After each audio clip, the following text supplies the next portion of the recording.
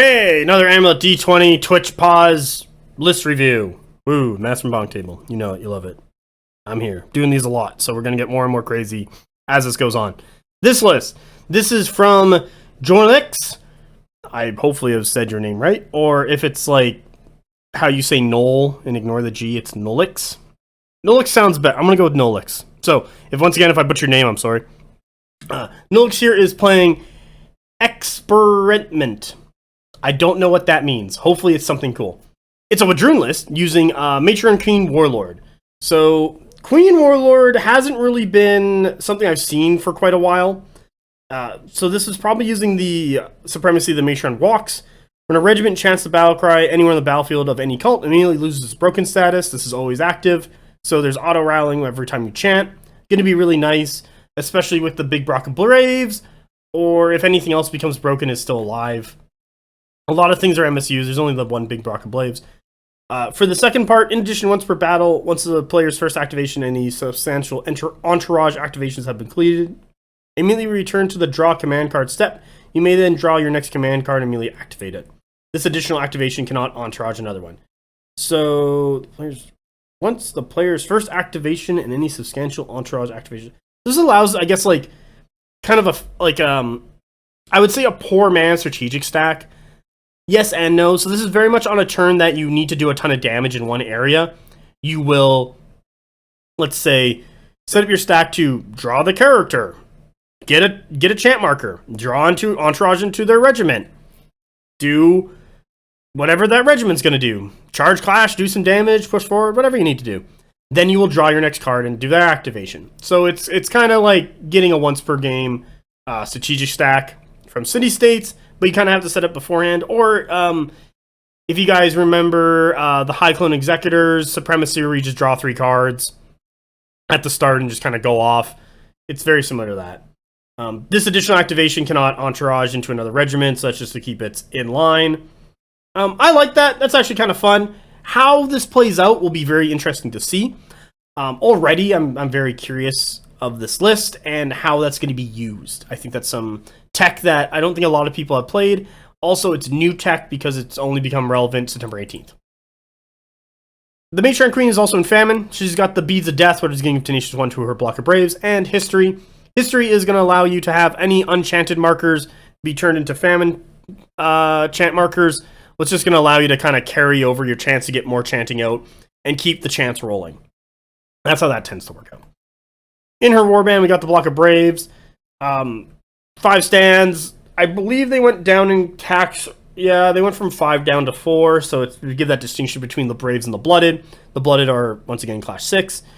They are going to be a decent brick with her, especially with her abilities. Blood to Spill chance. This is the chant wider mechanic that has been talked about. Just going to go to the Braves. This will give them impact +2. Famine's going to give them Dread. Matriarch Queen's going to give them healing. So they're going to be around for a little bit and kind of annoying to chew through and eat through. Especially with her resolve stat and the size of the unit. They're mostly going to take damage from the actual attacks, but Tenacious is hopefully going to offset that enough that they can still stay alive and get the healing going.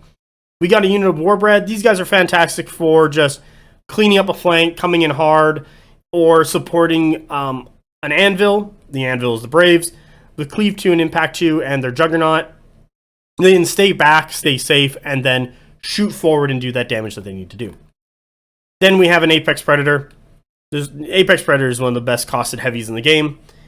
It tends to die for some weird reason. Like Defense 3, Resolve 4, for some reason just is like, oh, it's a pretty good stat line at wound 15. Like, it tends to die because usually people see the Apex and they put enough work in to kill it. And also, it doesn't have any defensive tech in it. It's really just relying on its stat line to stay alive. But offensively, at Cleave 2, Deadly Blades, Fiend Hunter, Terrifying 2, it does a lot of work. And it specifically goes into Brutes and Monsters very well. Chieftain, he's going to be running a Kiss of the Dillosaur, so any of his attacks and resolve from his attacks are going to be rerolled. He's in an MSU of Veterans. They have their chant ability to give +1 clash to everyone around them. That's a really nice one. He might be in Veterans. He might be in Blooded. Who knows? This is, Nolax's pick. Either or, I think it's decent. He isn't a rider. Because he's not riding the Tontor. So he probably is going to be sitting in Veterans. Veterans kind of want to hang out in the back until, like, as a second wave unit, because they want to give out their buff as much as possible. And then when whatever dies in front of them, they can come in from the side or, push forward to fill that gap and hit them. Blooded. There's nothing wrong with Blooded. They're actually, like, really solid. Defensively, they have decent stats for their point cost, and offensively, their only weakness is Clash 2, but with Inspire it goes to 3, and with the Veteran buff it goes to 4. And at that point, with your 6 attacks, you're going to be doing a ton of damage. They do gain Vanguard from the Chieftain, so all of this is going to be like shooting up the table. Tontor stock, I think, has gone up just because of like how the game is currently being played. It's still a lot of wounds to chew through. It's still pretty decent to just stay alive. It doesn't have cure from like death or anything to like reroll 6s and Tenacious 1. However, it still is a big beefy thing of wounds. It still is going to hold an area and do a lot of damage. It acts as another anvil in the list. What's going to be good, split between the Tontor and the Braves. Turn 3, probably bring the Tontor on, then follow up turn 4 with the Apex, depending on how your rolls go. That's kind of how I see it, because the Apex it's kind of like a glass cannon with the Apex. They tend to die, but when they do their damage, they do it very well and effectively. What else we got? We got Slingers. I know Europe loves Slingers. I myself think Slingers have fallen off. A better choice I find is Hunters, especially with a Predator and Kiss of the Dilosaur. That tends to do a lot of work. Slingers are not bad simply because they are range 18 and can tend to just throw rocks from a further distance away. I wouldn't be surprised if these Slingers like to sit behind the Braves and shoot rocks at something big like Uroni or any of the Dweghome Brutes or monsters or anything else that's size 2 above the Braves. There's plenty of stuff in the game at this point where you're not worried of getting stuck behind size 1 and not being able to see stuff. And if your opponent is bringing a majority size 1 list, you can always have the Slingers positioned off to the side to do some work. There is only 3 stands of them, so they should be able to easily fit into that position, get some side shots, do a bunch of damage, and support that way. They are, however, no longer the terror on the battlefield like they were before, where you just run Slingers up, throw a bunch of rocks, fire and advance backwards to keep them out of range, and just keep doing that and pelting your opponent with rocks until they died. That leads us into the last warband, was a Winglord. Winglord is effectively, his combat output is an Apex Predator, but he flies, and also he's faster. So he's kind of good. He is like 30 more points, but he is a very effective. He's a lot of maneuverability. His gun is really useful if you want to just kind of play that poke game and force your opponent to come in, because he is volley 3 with barrage 7, AP 1 from 14 inches away. It's kind of tough to cover the the ground in between, and if Gnolix plays it right, he'll have other units in the area that if your opponent tries to go for the Winglord, they can kind of sweep in and block or sweep in and counter hit, because your opponent's going to have to use a march charge to get there. Winglord, fantastic unit. He's eternally loved and also eternally annoying. That leads us into the Wrath Regiment of the Raptor Riders. Raptor Riders have kind of, like, they're still good. I want to say this now. They're still good. The thing about the Raptor Riders is they no longer do their free shooting, so they're no longer getting the free damage. However, if they do chant, they will go up to like volley 3 and shoot 12 inches away at AP 1. Especially from their fluid, like they can spin around, shoot at their butts, walk away, especially if you chant. The thing that I've noticed with Raptor Riders is that people don't really chant on them much anymore. There tends to be better things to chant on in the list, and for different reasons, that I find Raptor Riders are not really shooting that much anymore, but they are still fluid, they are still speed 8, they have flurry, they can get into stuff and chew it up, and they're really good at hitting lights and killing lights, and also gumming up mediums and causing a problem. Because flurry with their 5 attacks on Clash 2, inspire to 3, you're still going to do plenty of damage. And sometimes they just live because they're E2 resolve 3-5 wounds, and they save enough that it doesn't kill them, and you're like kind of stuck in with them another turn. And guess what's happening? You're getting shot by Slingers.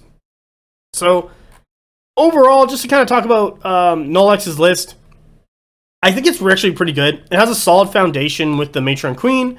What she's kind of do, I'm really curious of how the supremacy plays off. Like, is Gnolix going to use the Queen, heal, the Braves, chant with the Braves, rally the Braves clash. Then it doesn't go into like the veterans are going to be clash 1, kind of thing like that.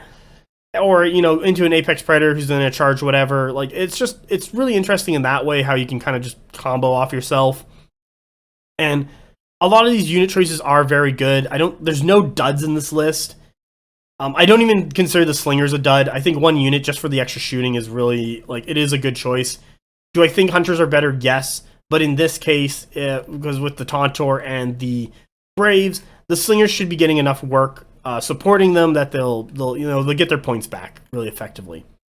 Overall, I like the list. I think it's good. I'm curious of how the Matriarch Queen's Supremacy plays out, and I think Gnolix will do very well at Amulet D20. He does have some tough competition though. As we get through the list, we're going to be hitting a couple of the Helos players. We've already talked about one of them, depending on how this is presented in the Twitch stream with Arcadius. But I do know Emmanuel from Italy, Podwis and Sanix are going to be there, and it'll be really exciting to see what their lists are as we keep going. So with that, let's get into the next list and keep chatting.